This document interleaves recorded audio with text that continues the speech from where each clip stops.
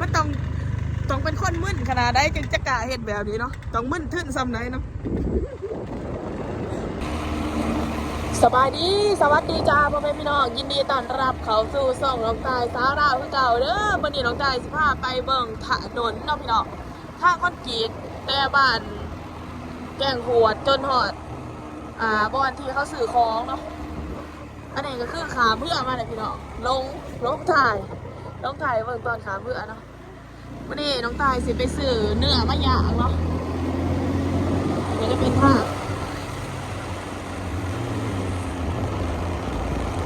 มีแม่บ้านแกงหวดเมื่อโคงเซโดนแค่สามละวันเด้อ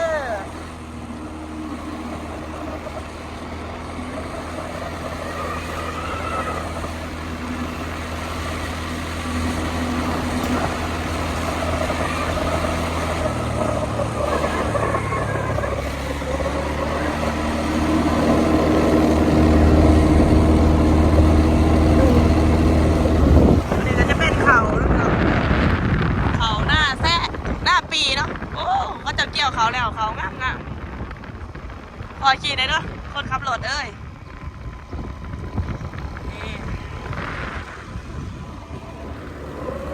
อุดมสมบูรณ์ขนาด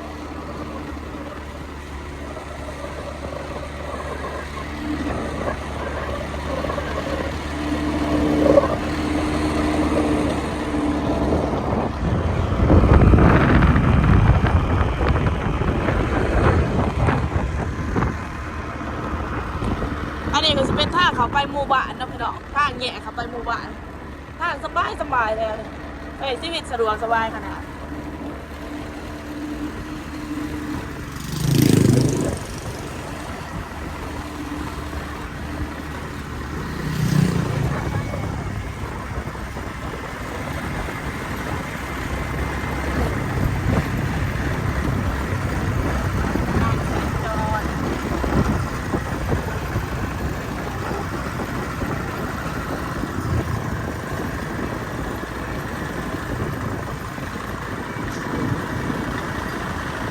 วัดแบนเนี่ยนะ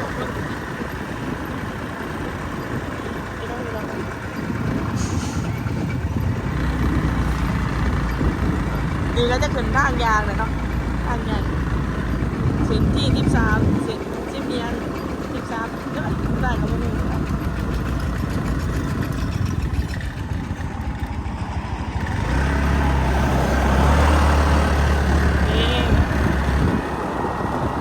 ไปซื้อซีเอ็นมูแล้วพี่น้องวันนี้พี่ชายมันพาน้ำจิ้มมาให้น้ำจิ้มซุกี้เนาะว่าน้ำจิ้มซีฟู้ดเพราะน้องจีนย่างน้องตาของโมโหน้องตาจะไปซื้อหมูมาเห็ดหมูกระทะเนาะพี่น้อง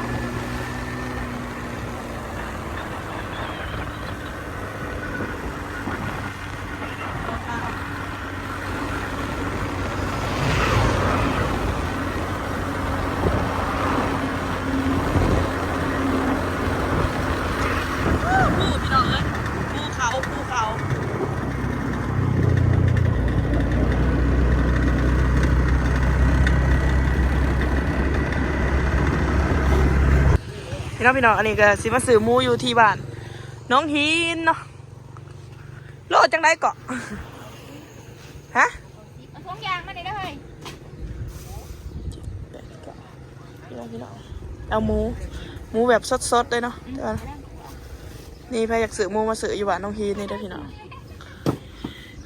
เอาหมูให้ในแม่โน่นึงนี่นะพี่น้องแม่ขาขายหมูคนมาซื้อหมูเนาะ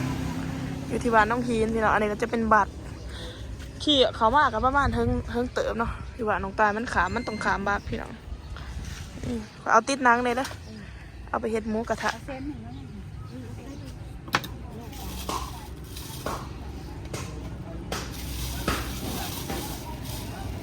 ถุงมาในถุง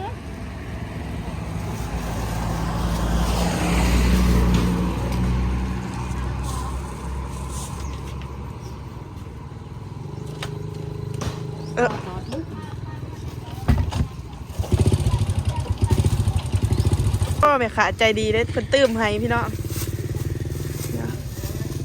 โอ้มีแต่สีงามๆสดๆเลยพี่น้อง จะเอาไปเห็ดหมูกระทะเอาอีกบอกเอา200,000เลยบอก200,000เลยเนาะเอา200,000ได้ก็ได้แม่ตื้มให้อีกได้เนาะโอเคโอเคแค่200,000เลยซื้อเด็กกันยังซื้อร้ายกว่าเนาะนี่นะพี่น้องเอากายซื้อ200,000โอเคนี่เนาะตอนทงแล้วพี่น้อง200,000ประมาณจักดอยปะประมาณ300กว่าเนาะประมาณนั้นนะพี่น้องโอเคตอนนี้ก็จะเป็นค้ากลับนะพี่น้องตอนกลับน้ำหมอกน้ำมันหรือเป็นเงินเป็นข้าวได้ไปใส่มาใส่กระบอกเสียเถียวเลย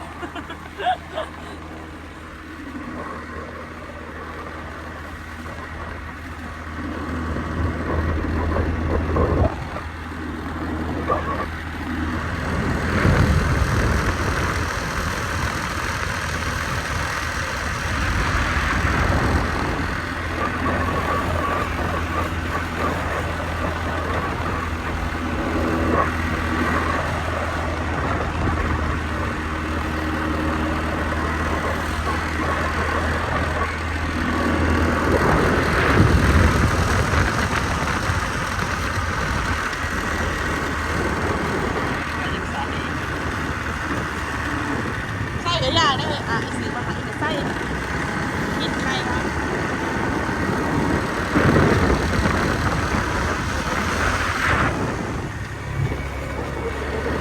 จอดขายยังอ่ะ ตายไปสู้ เอ้ยชูโอ้ยเนาะขายเป็นแม่ค้าขายเฮ็ดนะพี่เนาะแม่ค้าขายเฮ็ดเนาะซื้อเฮ็ดจอดก่อนขายเฮ็ดเอียงไปเถ่าโอ้นี่นะพี่น้องคนซื้อเฮ็ดเนาะโอ้ไฟกระจอดซื้อเลยเอาเมาเลยป้าแม่ค้าขายเฮ็ดพี่น้องตอนนี้เพิ่งกระโสดอยู่เนาะโทษอ๋อเฮ็ดจัดซื้อเฮ็ดก่อนพี่ป้าพี่น้องเอียงลูกค้าขึ้นได้แต่เบิร์ดแต่ว่านี่เจ๊เบิร์ดแต่ว่าเจ๊น้องไปมาซื้อซอย จอดก่อนซื้อเฮ็ดก่อนพี่น้องทงจังไหน ทงเศร้า ว้ายขายทงเศร้าคิดว่าทง10กินดีสังดิฮะ โอนได้บ่น่ะ บ่มีโอนเด้ แหน่บ่มีเงินสดเอาซื้อซอยแล้วแน่พี่น้องมาสิขายซอยมานี่เนาะพี่น้องแล้วแฮงบ่มีผัวอีตนนั่นซื้อเฮ็ดไม่มีเงินมีคำเดียว จ้าโอ้ยซื้อซอยแล้วแน่ซื้อซอยแล้วแน่นี่เนาะพี่น้องคนซื้อเอานี่แหละ โอเคขอบใจเด้อมาจะใส่ มาจะซื้อน้ำมัน ซื้อเฮ็ดพี่น้องจ้าจิขายให้ดิโอ้ยบ้านหมอ บ่ยังอยู่บ้านเรายังบ่ทันได้แล้ว บ้านเราอยู่ไส จะสมุนไพรคำ โอ้เอามาสิมาเอาซอยซะโอนได้บ่ ก็ยังบอกว่าคนบ่ลายเพิ่นบ่เลยอันนี้เด้ เบิ่งมาขี่มา15มาขายเดี๋ยวสิเอาซอยทงหนึ่งมีอยู่มันสิบ่มีขามค่ะเฮือเฮ็ดจะได้ซะนี่นะพี่น้องขี่รถได้ไปสิเป็นบ่าย่างกะหันเดี๋ยวบอกว่าขายอันได้ร้ายเหรอบ่โอ้ชิบตรงนี่นะพี่น้องชื่อเฮ็ดจอดเอาบ่เฮ็ดจอดเอามาจอดโอเคนี่นะพี่น้องเดี๋ยวสิซื้อซอยเราขายเฮ็ดขายหอนนี่แม่ค้าขี่รถน้ำดังนะพี่น้องเดี๋ยวน้องตายสิขายเฮ็ดเถอะเนาะมันเบิด2 ทง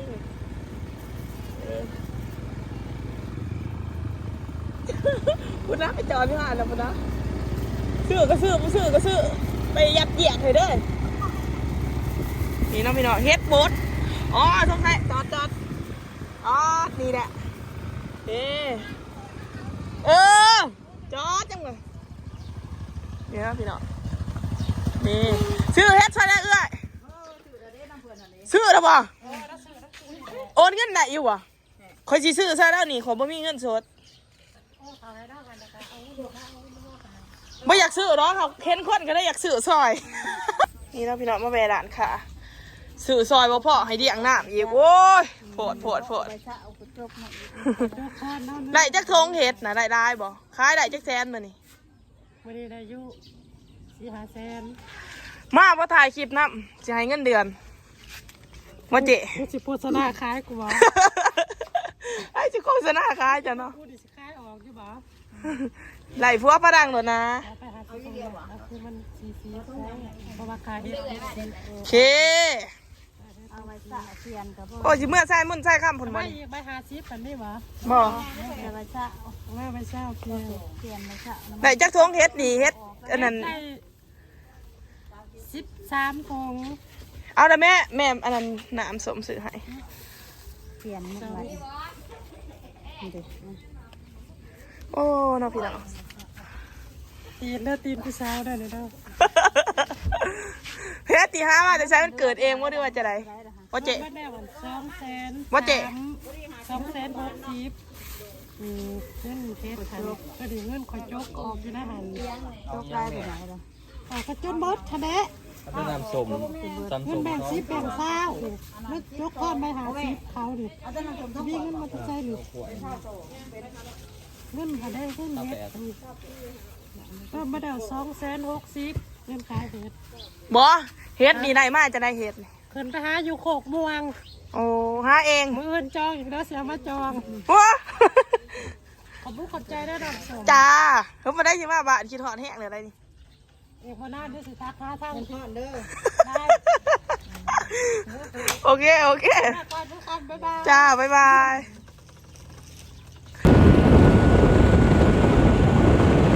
ตอนนี้ก็จะเดินทางกลับแล้วนะจ้าพ่อแม่พี่น้องสู้ผู้ซึ่งกันเด้อหาก็ได้ก็แซ่กดติดตามเพื่อเป็นกำลังใจให้ลูกตายสาวเราเด้อพี่น้อง เอ้ย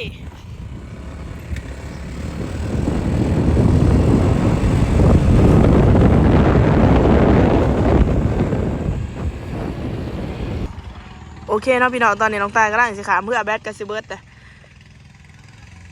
นี่เนาะ